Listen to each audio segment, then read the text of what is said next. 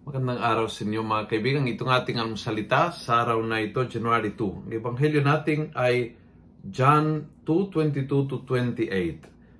Sabi ng ebanghelyo, he said, I am the voice of one crying out in the desert, make straight the way of the Lord. Ito ang proclamation ni Juan Bautista, make straight the way of the Lord.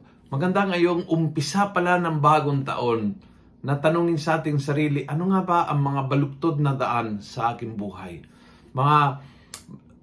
Anong kailangan ayusin sa buhay ko na talagang hindi straight? Yung trato ko, is there any relationship na broken na kailangan ayusin? Ang aking pakikitungo sa spiritual life, kailangan kong ayusin yan. Mayroon ba akong straight path sa Panginoon?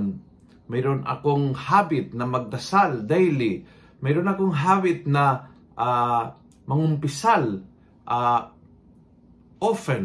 Let's say once a month or every 2 months. Mayroon akong habit na magsimba. Of course, every Sunday. But baka mayroon akong weekdays. Mayroon akong spirituality na maayos. Ang daan patungo sa Panginoon ay maayos. Ito ay planchado, ito ay open. Kasi kapag ang ating relationships, lalo-lalo yung relationship sa Panginoon, pero pati relationship sa ating pamilya, relationship sa ating mga kasama sa trabaho, kapag naaayos ang ating mga relationships, doon dadaan ang grasya ng Panginoon. And it will flow and overflow. It will bless and abundantly bless. Pero ang ating trabaho ay ayusing ang daraanan ng grasya. Humingi po tayo ang biyaya na yan sa Panginoon. Sa umpisa ng bagong taon, umpisa pala, aayusin natin ang daluyan ng grasya na ipapakaloob niya abundantly sa buhay natin.